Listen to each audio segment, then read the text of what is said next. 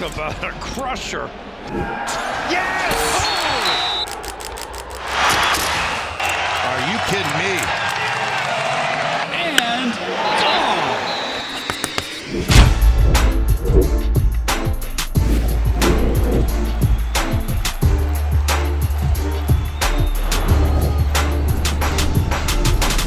Welcome back to the Schoolyard Sports Podcast. On this podcast, Lane Frank. We're now in episode 204. So we're 204 episodes through, and I got an action-packed episode planned for you. We're entering March. College basketball is on fire. NBA, we're to the heat of the regular season. NFL offseason kicking off now with the combine and spring training just starting up in the MLB. And so much more to come on this Schoolyard Sports with Lane Frank, episode number 204.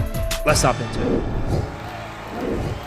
Let's start off episode number 204, how we always do, with our headlines in the NBA. So first things first in the NBA, the day we're recording this is the day of Mavericks versus Lakers, which I think is one of the most anticipated regular season games, not just this season, maybe in this entire century.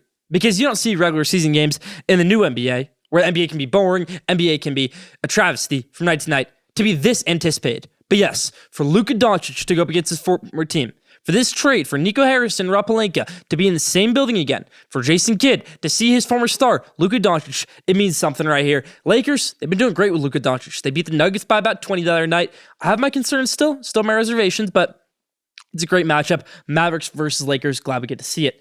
Knicks, of course, my New York Knicks, struggling because they're 0-6 against top 3 teams in the NBA. That's not going to do much for you. They get blown out every time they play Celtics, blown out every time they play Cavaliers. It's a tough spot for the Knicks right now, but I still think Jalen Brunson, Karl-Anthony Towns are a great point guard center duo. We're just going to have to see how it sticks up for the rest of the year. Last thing in the NBA, Anthony Edwards and Minnesota Timberwolves had a crazy comeback the other night against the Oklahoma City Thunder, being down 13, about 3 minutes left, coming back, winning that game. Anthony Edwards saying, yeah, I'm that guy. Shai Gilgeous-Alexander, he's going to get to the foul line as much as he wants.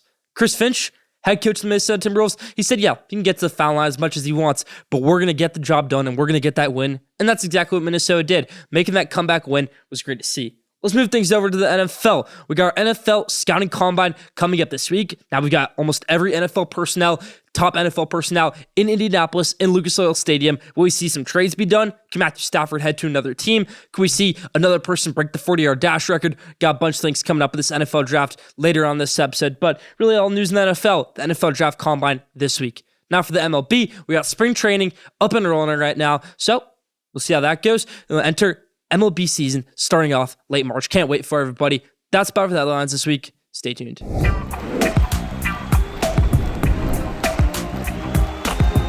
Now, take of the week. And this week's take of the week is kind of talking about what we did in the headlines with the NFL Draft Combine.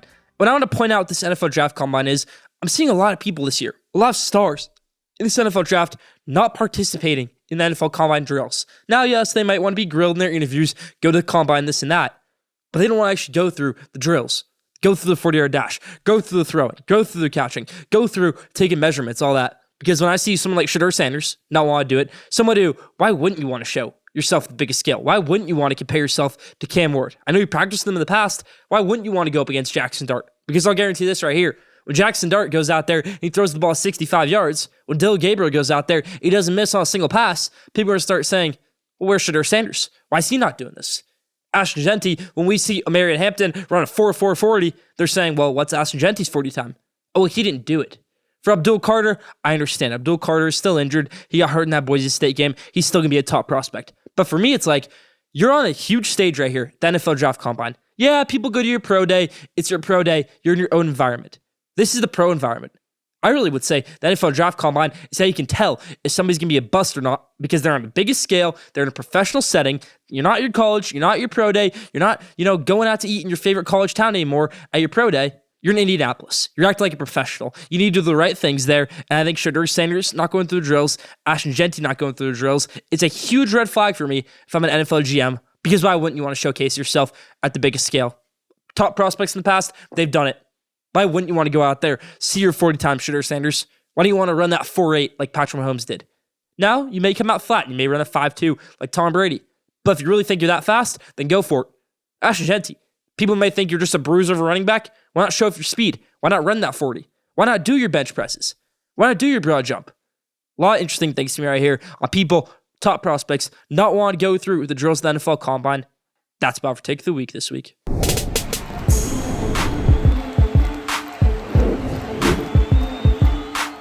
Now, top 5. This week's top 5 is the top 5 coaches in basketball. Regardless of if they're overseas, in college, in the NBA, just the top 5 coaches in basketball right now. Let's hop into it. I talked about Rick Pitino, a few other guys the other day on the Schoolyard Sports Instagram. Go follow at Schoolyard Sports. So I want to give you my full top 5 list now of the best 5 basketball coaches in the world. Not your AAU coach, not your other coach, the top 5 NBA or college basketball, or maybe somewhere else basketball coaches in the world. Let's hop into it. 5, Bruce Pearl. Now, Bruce Pearl's a great coach. He's won everywhere he's been to, and he's done a great job at Auburn. But he doesn't really have championships to show for it. Maybe a few SEC tournament championships here and there, 2019, a few years back.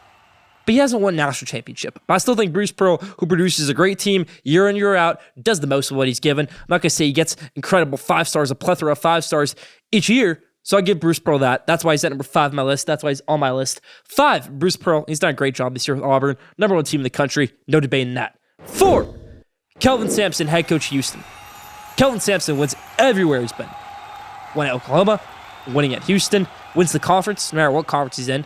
Won the American Conference, went undefeated in that conference. Won the Big 12. He's done a great job at Houston. He's going to continue to do a great job at Houston. Built up this program. Now, they still never won a national championship as a program. I know, it's crazy to think. With Akeem Olajuwon and Clyde Drexler, they never won a national championship. The only 2 teams in the state of Texas to win a national championship were Texas Western, which is now UTEP, and then Baylor back in 2021. Houston still has 0 national championships. That might change this year. That could change last year if Jamal Shead didn't get hurt against Duke. But Kelvin Sampson's a great head coach, and he's at number 4 on my list. Number 3, this one might seem controversial. Maybe you think he should be lower. Maybe you think he should be higher. I'm going to go with Steve Kerr. Now, Steve Kerr is the USA Olympic basketball coach, so that may seem like he's the best coach in the world. I'm going to say this right here. Greg Popovich isn't on this list because Greg Popovich now, the team he's had, I don't think Greg Popovich will be a top 5 coach in basketball. We hope, best recovery for him through his health issues. Regardless of that, Steve Kerr is number 3 for me. You want to say what you want about Steve Kerr, and I think I've heard the argument before that Steve Kerr isn't a great coach. He just has great players around him. But players want to play for Steve Kerr, a guy who knows the game inside and out. A guy who was a great player for the Bulls and won a championship, a title, in his first year as a head coach with the Warriors. He's done it 4 other times with the Warriors. 4 championships. Won a gold medal with the USA. Maybe struggled a little bit at FIBA a few years ago, the World Cup. But Steve Kerr, he's a winner. It doesn't matter if he's, going to drop the best plays or not. He's a winner no matter what. Steve Kerr, number 3 on my list. Number 2, this one might be a little bit controversial too. But I think he's been a great coach this year and every year. And go with the Kelvin Sampson thing, he's won everywhere he's at. Rick Pitino. And that's Rick Pitino. Now, maybe outside the NBA, didn't do so great with the Boston Celtics. Obviously, Rick Pitino's, it wasn't really his appetite going over to the NBA. But he's done a great job in college basketball. Won at Providence, brought them to the Final Four. Won at Kentucky. Won at Louisville, won a national championship there. Went over to Iona, brought them to the NCAA tournament, almost upset a 2 seed in Alabama. Now he's at St. John's. He's built up a top 10 contender once again, playing bully ball. If you had to put together a random 5 guys on a court, whatever court it might be, just random 5 guys. You need to teach them how to play basketball. You need to teach them the right plays. I think Rick Pitino might be that guy. Rick Pitino's number 2 on my list. And number 1, the best coach in all of basketball on my list is Erik Spoelstra. Consistency is key. Erik Spoelstra has built his way up through the ranks. He's a future NBA USA head basketball head coach. And he's done a great job with the Miami Heat. Consistency is key. Kind of like Bruce Pearl, does the most with what he's given. Doesn't have a great roster. Hasn't had a great roster since LeBron. Yet he's still made 2 NBA finals since then. So yes, Erik Spoelstra is number 1 on my list. And that's about the top 5 this week. Leave your thoughts in the comments.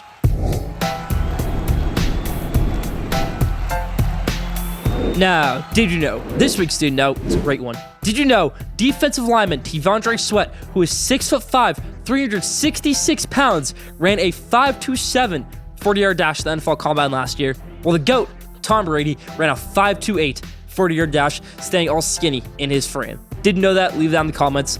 That's about for Did You Know this week. Now, I don't know if you're like me, if you watch college basketball religiously, like how I do. But this weekend, watch Duke versus Illinois at Madison Square Garden. Illinois was a great team earlier on this year. They really were. They had a great start. Then they tripped up a little bit. Got into Big Ten play, fell out of the rankings, and the game was an abomination. Duke dominated them. I mean, it was destroyed. But I don't want to necessarily talk about Duke as much in this segment, even though, they are a bit of a focus of it. I want to talk about their star, Cooper Flagg, who obviously I've talked about a ton on this show before, who obviously I think is going to be an incredible talent. But Cooper Flagg, from what I think, is the most generational freshman in college basketball we've had since Kevin Durant. Better than Zion Williamson, better than RJ Barrett, better than Brandon Miller, better than anybody else. Yes, Cooper Flagg has been that guy this year in college basketball. A guy who signed a New Balance deal before he went to college basketball. A guy who was dominating the Olympics, the B team for the USA before he stepped foot on a college campus. A guy who's been crazy his whole entire career, you could say, at basketball. A guy who was undefeated, won a state championship at Montverde Academy down in Florida. Cooper Flagg has done that. So it all seems like Cooper Flagg's going to be a number one pick. It's a great draft class. Ace Bailey, Dylan Harper, Cooper Flagg, Igor Durman, Kasparis, the guy on Illinois, European guy in Illinois. It's a lot of great players in this draft class, but Cooper Flagg is undoubtedly the best one. He'll go number one. But what if he doesn't want to? Because he talked about this last week. What if Cooper Flagg wants to return to college basketball? Players thought of it in the past. Zion Williamson said after his first year at Duke that he wanted to come back. Coach K didn't let him. Let that be what it is. Maybe it's true. Maybe it's not. He wanted to come back. Jaren Jackson Jr. went number 4 overall to the Memphis Grizzlies in the 2018 NBA draft. He wanted to come back to Michigan State. Then Tom Izzo had Draymond Green call him up and say, yeah, you're not coming back to college. You're going over to the NBA, which has done a great job in the NBA. But the thing is, for Cooper Flagg, the NBA can always wait. And the difference is, for Cooper Flagg and the rest of these guys, Cooper Flagg can get paid. And he is getting paid. Sure, a rookie contract is going to be substantially more than an NIL deal. But still, Cooper Flagg is going to be number one next year's draft. He'd be number one in the next year's draft and the next year's draft. And of course, this year's draft. So why not wait one more year? Yes, Cooper Flagg, maybe he can't get any better as in college. But also, how much better is he going to get in the NBA? Is the NBA coaching staff really that different than a Duke coaching staff, which is obviously one of the best in the country? Jon Scheyer is an incredible coach. He wasn't on my top 5 list, but he's a great coach, Jon Scheyer. Cooper Flagg is going to get great coaching at Duke. He can still develop at Duke, maybe even more than the NBA, getting lost in the NBA. So when someone like Cooper Flagg says, maybe I will come back. Maybe I will want to play with the Boozer twins next year. Carlos Boozer's 2 sons, Cameron and Caden Boozer, both 5 stars, going over to Duke. What if Duke lands Nate Ament? They already have great players in next year's class. Nick Kamahinka. That's going to be a great player for them. Cooper Flagg could win another national championship next year at Duke, thinking Duke does it this year. Because Duke is a great team right now. They might be on the path to just win the national championship this year, folks. So for Cooper Flagg to say, maybe I do want to return. And Brad Underwood, Illinois coach, said after the game, said, yeah, that kid, he's legit. Why not stay in college basketball? Why not be an ambassador for college basketball? I saw somebody say the NCAA needs to get involved in this and have Cooper Flagg stay. The Fab Five, which was one of the most influential and, most exposed college storylines of all time, they stayed in 3 years for college. Chris Webber played 2, Juwan Howard played 3. They played more than 1 season. They made 2 national championships. They didn't win, but they played in 2. Why can't Cooper Flagg do the same? Why can't Cooper Flagg come back to college, have a great another year in college, and then call it a day with college basketball and head over to the NBA? It'd be great for the game. I think everybody wants to see Cooper Flagg in year 2, which could potentially be the greatest college basketball season of all time. What I'm saying is, and we're in a generation now where stars can come back to college and get paid. We saw it this year with Quinn Ewers in football. We saw it last year in college basketball with Armando Bacot, a guy who could have gone to the NBA but wanted to return to college basketball. Hopefully Cooper Flagg can do the same. That's about for my spotlight this week on the Duke superstar, high-flying freshman, Cooper Flagg.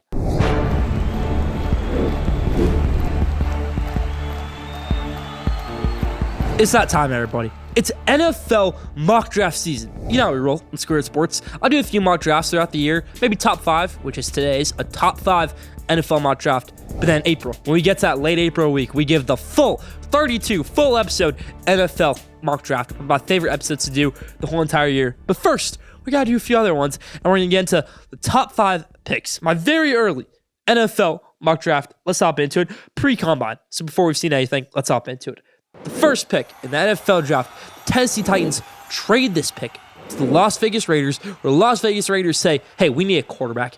Pete Carroll says, we need that next guy. We're not going to get another Russell Wilson type player who's great for me in Seattle, but we need a guy, and we're going to get Shedeur Sanders to be our first overall pick as our quarterback. Mark Davis rolls the dice and gets his franchise quarterback, Shedeur, in Las Vegas, a match made in heaven. For 2, the Cleveland Browns are on the clock. It's time for Cleveland to think, well, maybe we don't have to get rid of Sean this year. Maybe we take up a Kirk Cousins this year. Maybe we just deal with that for this season. Maybe we deal with a bridge type of quarterback. Wait for next year's draft. Maybe the Browns do get lucky next year. Could be a good NFL quarterback draft class next year. Maybe they get the hometown kid from Ohio, Drew Aller.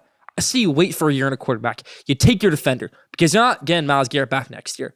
But you can find the next Myles Garrett, and that'll be Abdul Carter at pick number 2. The Browns take Abdul Carter out of Penn State at pick number 2, who I actually think is a better prospect than Myles Garrett was coming out of Texas A&M when they picked him number 1 overall. 2, Abdul Carter. 3, the Giants select Cam Ward. I can't wait for this, and I really hope it happens. I want Cam Ward in New York. When I was doing this mock draft, as a Giants fan, I was thinking, whew, Cam Ward and Malik Neighbors for the next 10 years sounds like a match made in heaven. Similar personalities, similar, just it's going to be great to see on the field.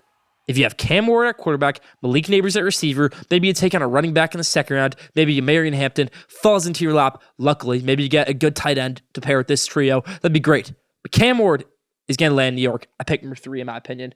4, the New England Patriots are on the clock. Patriots just go best player available. And I don't know if this guy is going to be this high of a pick come April. Travis Hunter. Travis Hunter slipped on my board and slipped. And I think he's still going to slip on so many people's boards. Because now we're starting to think, okay, it's cool. Travis Hunter won the Heisman. Yeah, he did this. Yeah, he did that. He plays receiver. Okay, he's not going to play receiver in the NFL. Well, if Travis Hunter's just a cornerback, he can get beat in a lot of plays. I saw someone say Will Johnson is so much a better prospect at DB than Travis Hunter, which I agree with. I mean, I saw Will Johnson every snap as Michigan career. He did a great job. Travis Hunter was great at DB too, but I think Will Johnson's a better prospect. I think Patriots, though, they go best player available. They take the hot pick right here. Travis Hunter at pick number 4. Try to get Drake May, another wide receiver. A few plays in there. And obviously cornerback for the future in Travis Hunter at pick number 4. Number 5, and the last pick of our NFL mock draft, the Jacksonville Jaguars are on the clock. They don't need another receiver. Receivers are a dime a dozen. You can get a receiver whenever you want. But you need to protect Trevor Lawrence because this guy has been getting blown up every year, it seems like, and getting injured every year. So why not take a generational offensive lineman prospect and Will Campbell? Will Campbell is an incredible player. He was the best player in LSU the past 2 years. He's continued to be a great player in the NFL. He can't miss. If I had to pick one guy in this draft class who won't be a bust, it'd be Will Campbell. Will Campbell, pick number 5, going over to the Jacksonville Jaguars. And that rounds out our NFL mock draft. Still more to come on Schoolyard Sports with Lane Frank, episode number 204.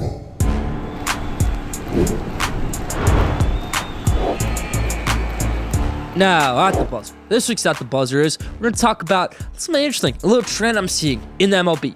Our top prospects skipping out in the minors and going straight to the MLB. Because that's what I'm seeing right now in the MLB. Now, in my lifetime, before about 2 years ago, I had never seen someone outside of Mike Trout go straight from high school, straight from college to the MLB, no minor leagues. We're seeing a little bit more often now. Mike Trout, Nolan Schonel from the Los Angeles Angels, never played any minor league games. Wyatt Langford, he only played about half a season in the minors before he got called up. Casey Mize, he got called up after a few years. And we're seeing it maybe this year with Travis Bazzana, the number 1 pick in MLB draft this year, hit a 443-foot home run in spring training the other day. Yeah, if you can hit a 443-foot home run as a second baseman, I think it's time to put you in the MLB. A guy who grew up playing cricket in Australia is going to head over to the majors in year 1, in my opinion. A guy who was the number 1 pick in the 2024 MLB draft should be in the MLB roster day 1. Now, it could take some time. We've seen it with some other guys. We've seen it maybe with Mickey Moniak, who became an incredible bust for the Philadelphia Phillies. Henry Davis, whose career is still yet to be determined, number 1 pick back in 2021 for the Pittsburgh Pirates. A few other guys on this list. But what about this idea where we just take the top prospects, put them straight into the MLB? Now, there's some prospects. Drew Jones still needs to be called up. Gunnar Henderson, he got called up pretty quickly. Jackson Holiday took him about a year. But these guys, young guys, are starting to get up quicker and quicker and quicker each year, in my opinion. And it all started with Nolan Schonel, then it went to Wyatt Langford, then Jackson Holiday, Paul Skeens. Now we're all the way up to Travis Bazzana, potentially making his MLB debut before playing any games in the minor leagues. That's about for the buzzer this week. Talking about how maybe some of these top prospects skip out in the minor leagues and go straight to the majors. Leave your thoughts on that in the comments. That's about for At the Buzzer this week.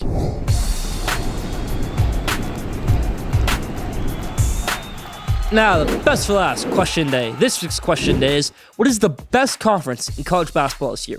I look at college basketball conferences, I look at the SEC, I look at the Big Ten, where everybody is winning a record and 4 of them won't be able to play in the conference tournament. Ridiculous to me, but that's the new age of college basketball, where we have all these teams and conferences. What is the best conference in college basketball? Is it, you want to go crazy, the Mountain West? Is it, let's go, SEC, Big 12, Big 10, definitely not the ACC. What is the best conference in college basketball? How could I forget the Big East out in the East Coast? What is the best conference in college basketball? That's about for question day this week. That's about for Schoolyard Sports and Lane Frank, episode 204. Thank you for tuning in. Follow Schoolyard Sports Instagram at Schoolyard Sport. Follow Schoolyard Sports on X at Schoolyard Sports. Don't forget to subscribe, rate, and review for the best sports content in the world. Be back here next week, episode 205. Stay tuned.